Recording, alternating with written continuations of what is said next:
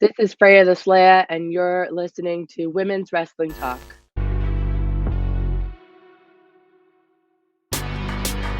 Women's Wrestling Talk, the #1 women's wrestling show on the planet. You are watching Women's Wrestling Talk, the #1 women's wrestling show on the planet. I'm TK Trinidad, and today we have an amazing show and an amazing guest. She's the Queen of the North and one of the stars of the Netflix show Wrestlers. Please welcome Freya The Slaya. How you doing? Good. How are you doing? Good, good, good. It's like you were on the show again with some of our other hosts, but it's been a change since I last spoken to you. You were in Alaska, and now you're somewhere warmer. You're outside. I see the sun glistening on you. How are you feeling?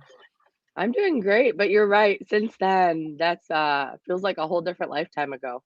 Yeah, I think was it during the pandemic? No, I think it was kind of sort of Tail coming out of end. the pandemic, Yeah. but not really. They were like, "Fooled ya, you guys are back in it." I think it was around Yes. that time. So we're here, we're outside. With that being said, let's get into it. So, I thoroughly enjoyed the Netflix show Wrestlers. And I loved your storyline, the storyline that you pitched and how you went about it. So first off, for people who haven't watched Wrestlers yet, y'all are living under a rock. But to kind of advertise it a little bit more, you want to kind of tell people what it's about, and then I'll have a follow-up question for that as well. Oh, awesome. Okay. Yeah. So historically in wrestling, you really don't tell people about who you are behind the curtain.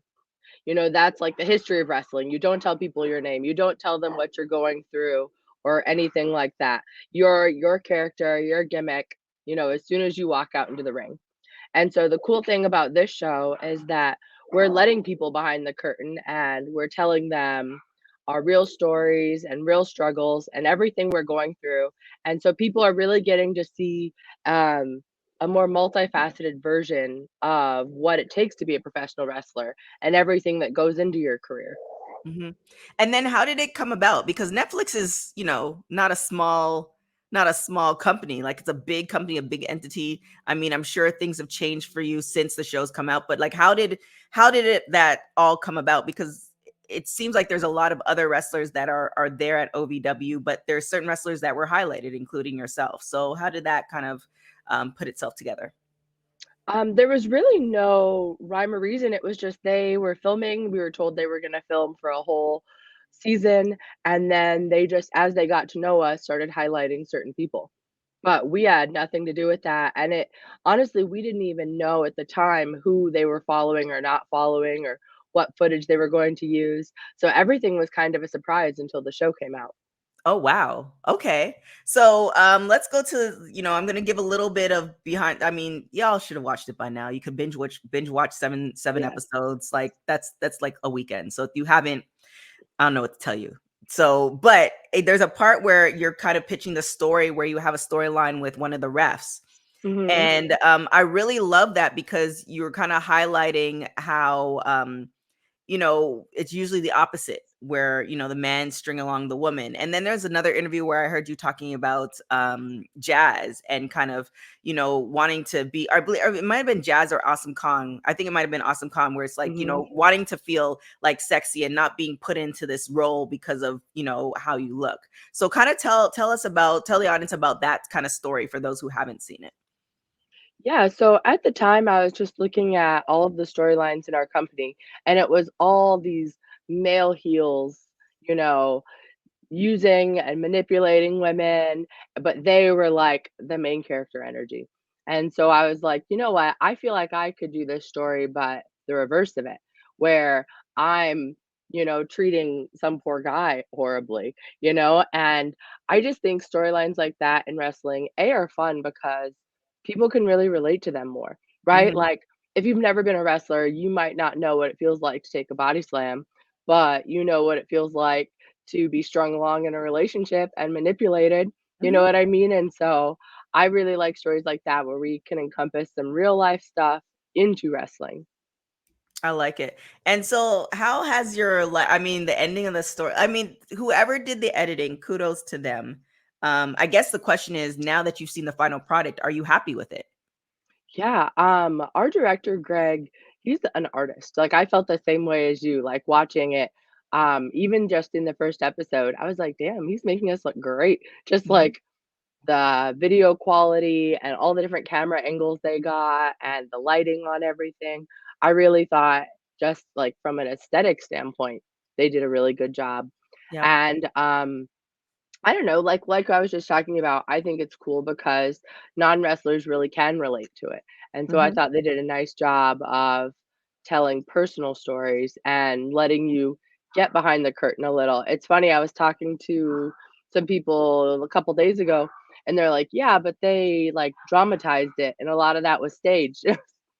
No, it really wasn't. That's the wild Mhm. thing. Like, it's wrestling. You don't need to make more drama.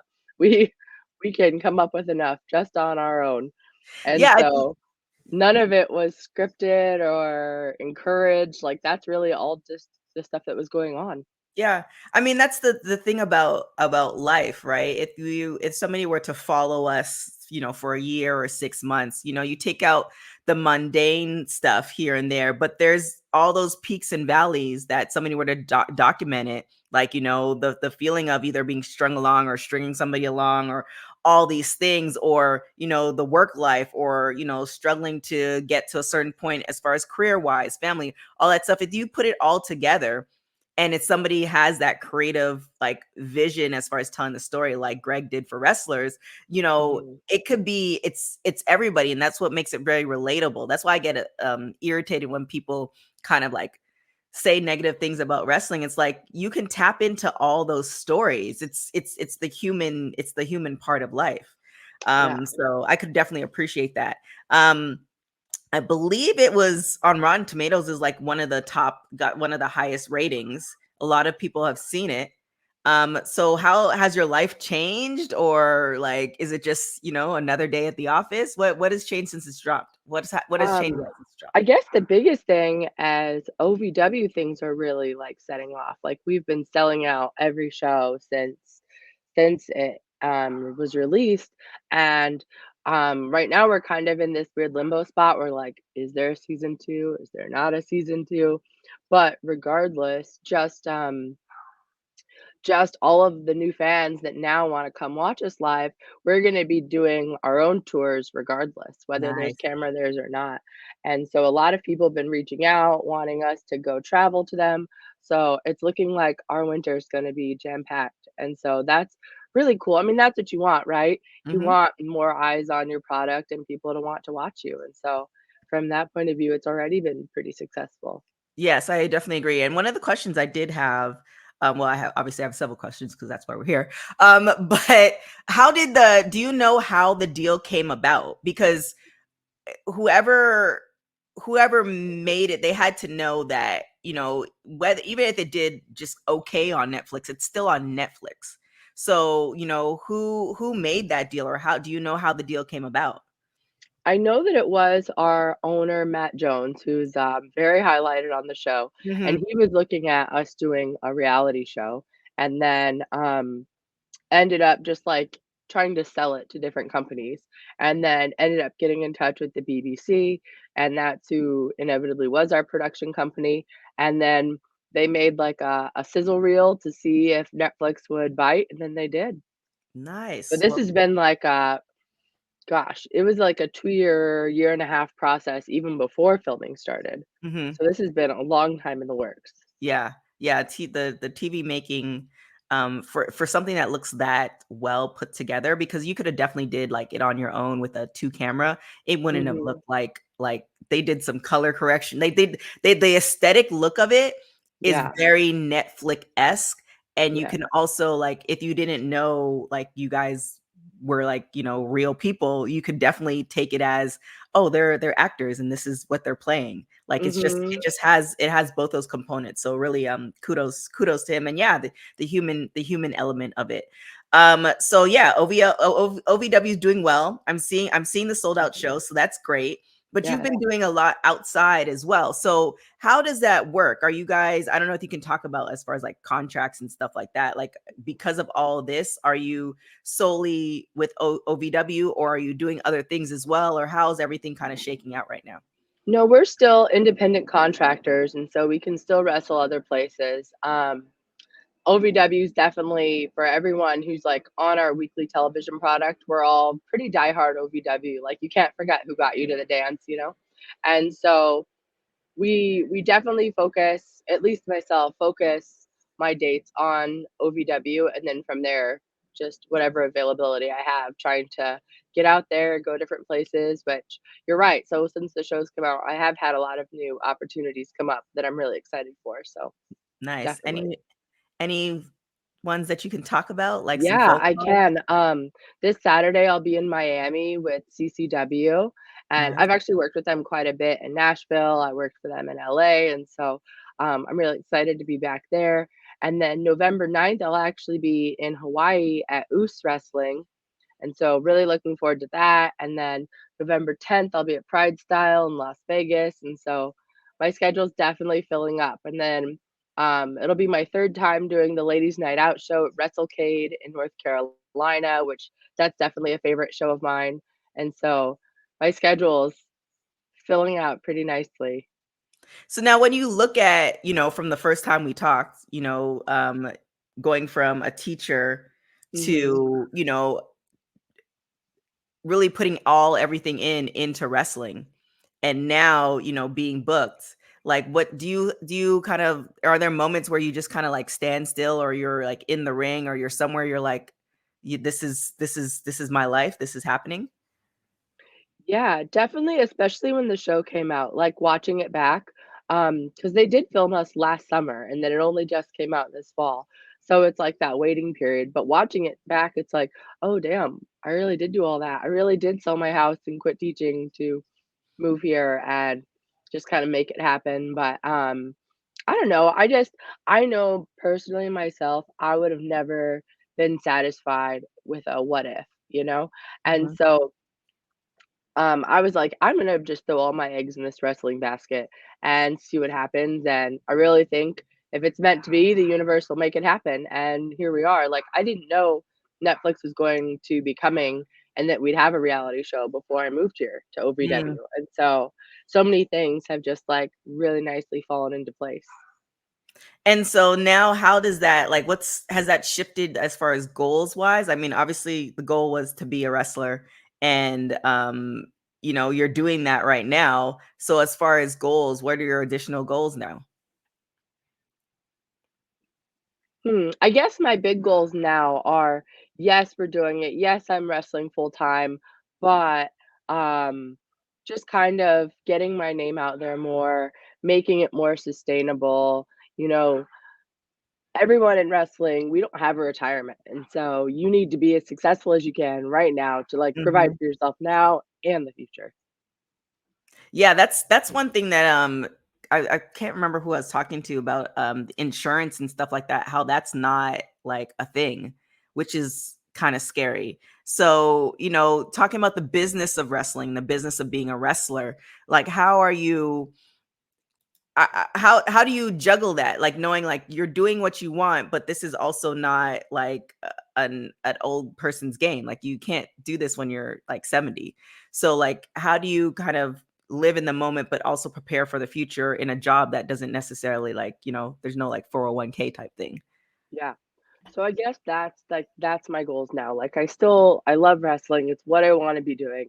But if I could be doing it somehow on a level where I can start planning, for the future, that's what I'm looking at. And I don't even know how that could look. Like I feel like we have an idea of how we think something's going to play out and then it plays out a completely different way. So I'm really just open to whatever opportunities come. But Yeah. you're right. Wrestling, I mean, there's a few people like Billy Gunn proving you sure as heck can wrestle when you're in your 60s, but for the most of us, not sure we can all do that. Yeah, Billy. I'm willing to gauge that he's, out for at least 3 days after those matches, just like recovering. I can't imagine. I mean, but that is part of the reason why when I was talking to you, I was like, you know what, I need to leave Alaska because you can always go back to being a teacher. You can't go back to being a wrestler. Like, Yeah. time is now. Yeah, I can't imagine somebody walked into like OVW and they were like, I don't know, 55, never wrestled in their life, and like, I've been dreaming about doing this, and Yeah. now I'm retired. I think I'm not an ageist, but I feel like it just it wouldn't pan out well. It would be a challenge for sure. So we have a lot more bookings. We have the show. We have all of that going on. Like, what is, and then also too, what I saw after we did the very first interview is that you did AEW Dark. So I mean, you touched a little bit about that experience, but how do you, again, the business of wrestling? How do you stay in contact with them? Like, how does somebody who wants to be in your position, because there's always somebody above in front of you and always somebody behind you, so somebody who's trying to kind of come up into that position, what are your suggestions? Gosh, I don't even know. I still have been working pretty regularly doing extra work for AEW, but I think the biggest thing in wrestling is your name value is the most important. So anything you can do to get yourself out there. And that's always how I felt in Alaska. Like I know I'm from the middle of nowhere and no one knows who I am. So what can I do where people do recognize me and know me? Because, a lot of those big companies reach out to you for extra work and tryouts and stuff like that. So, Mhm. but if they have no clue who you are, they will never be able to do that. So I think just your brand as a wrestler is so important.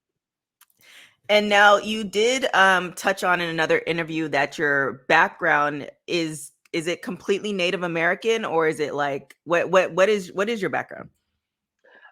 So my mom is Black and Native American, my dad's white. But So when you look at that, like the mhm, combination of it, is there anybody else, I guess, representing more, I guess, the Native American side as far as wrestling? there aren't a ton of us. There's a few people that I know of, like Desi Dorada, who's out of Vegas. I know she's also Native American, but I really don't know very many. So is that something that you feel um like you have to represent, or it's just kind of part of you? I guess it's tricky because it is just part of me. I guess it's funny for me being from Alaska is because I'm not Native American or not Native Alaskan, excuse me. I'm Native American, and but I'm used to just being around a lot of Native people, Mhm, and so when I'm somewhere like this and they're just, I mean, not just in wrestling, just in life, there aren't a lot of Native people. It mhm, is a little different, but I don't think it's something that I feel like I have to do. I feel like I get to represent Native people. You know what I mean? Like mhm. everything that I'm doing in wrestling, I feel very lucky to be in the position I am. And so I get to do that. I get to be out there and represent for people who really, you're right, aren't very big in wrestling. And then even when there historically been native wrestling gimmicks, they weren't native either. So yeah, it is good to be out there and let people know, you can come from any background and wrestling doesn't have to just be the same thing you've always seen. Yeah. And now, I think I know the answer, but some people might actually have the question as well. The difference between Native Alaskan and Native American. Difference is just with the different tribes, right? And so people like to lump them all together, Mm, and there's just so many more groups. Like it's all much more well, they're different even ethnically, and so people even in Alaska will lump all Native people together like Eskimos, mm, right? But even just Native people in Alaska, you're talking about 30 different groups of people. And so, a lot of the ones from Alaska have their origins more like from Mongolia and stuff like that, where mm. a lot of Native American people, right, they're from the lower 48, from this area. And so it's just like you look at people groups and moving, like a lot of Native American people also come up from indigenous people, right? If we're talking about Mexico and South Right. America, they're more closely related to than Native Alaskan people. Wow. Wow. Okay. See, I thought I knew, but there's a bigger thing. So I appreciate you for explaining that. Wow. It's just so much going on. I know you hinted at it. So do you guys know, or has there been talks of a season two, or it's just kind of like when the cameras show up? What's the feeling like? Right now, it's just hopeful, right? Right now, we're just trying to get as many people to watch the show as possible, and I guess that's just kind of how it works, right? Like they'll see what kind of viewership we get, and they'll go from there. But you're right, for us, it's all just, like, business as usual, keep going, and maybe they'll show up, maybe they won't. Yeah. Well, a couple questions now I think about it. So, because I did have some at the end. So, you guys are pretty much being booked on for the Thursday live shows. Mhm. Um, is Al happy now? Like, is he? Because he's he seems like no offense, he's like those ornery old men. Like they're proud, but they don't really they don't give much. Now with Yeah. the success and I'm assuming more money coming in, does he seem happier? Is a little more pep in his step, or is he just the same That's person? so funny. There's a meme, I don't know if you've seen it, of Al, and it's like a 9-box grid, and it's like Uh-huh. happy, sad, cheerful, something, but it's all him making the exact same On face. the same base, yep. So, no, that's definitely Al. No, he's so happy with the show for sure. Um, but he really he no sells things. And so you have to know him. Like at this point, I've known him for a couple years, so Uh-huh. it's a little easier to decipher those differences. But Yeah. I mean, he's just been in wrestling for so long. You know what I mean? Like he's been through the reality TV show game before as well. So for all of us, it's so new, and this is like his third go doing something like this. Okay. So it's But like no, when he's definitely really happy with the show, and I mean, like you said, happy that we've got new fans, that we're selling out every week, and so you can't not be happy about success like that. Yeah. And then during the course of the show, I forgot his name, the gentleman who does like the camera work and the writing and getting sales and all this stuff. His job was on the line. Brian. Yeah. Yeah. So and Yeah, I feel so bad with the part where he had to miss like hanging out with his son. So I'm yeah. assuming he's still there, right? Like they didn't Yes. really okay. That's No, good to I hear. think it's in one of the last episodes, Matt tells him, "By the way, you still have a job." Okay. I was like, but that was last year. So it's like, Yeah. I No, hope no, everything okay, he's still employed. He does okay. way too much for OVW, they couldn't get rid of him. I Yeah, mean, he he's does, just like too integral a part to the team. yeah, he does, like, his one job seems like it's, like, 9 people. Like, it's crazy what he does.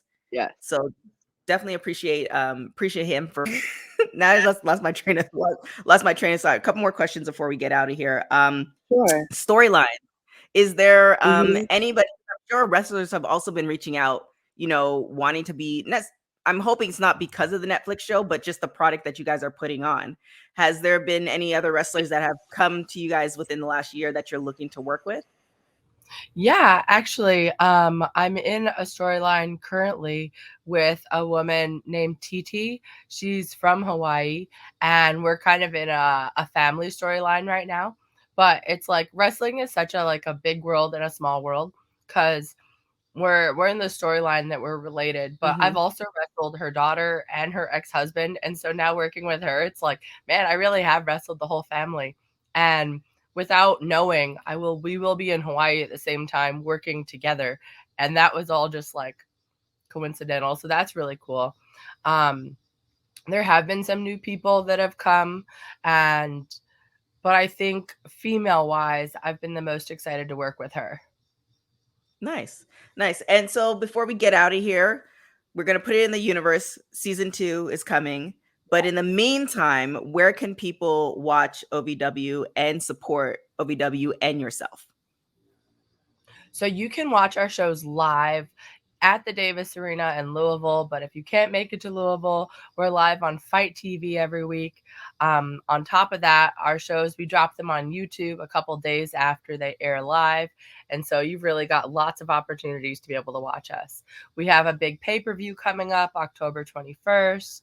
And so, yeah, you can find us all over the place. Nice. And then how can people support you? You can find me on Instagram, Twitter, Facebook, all Freya The Slaya.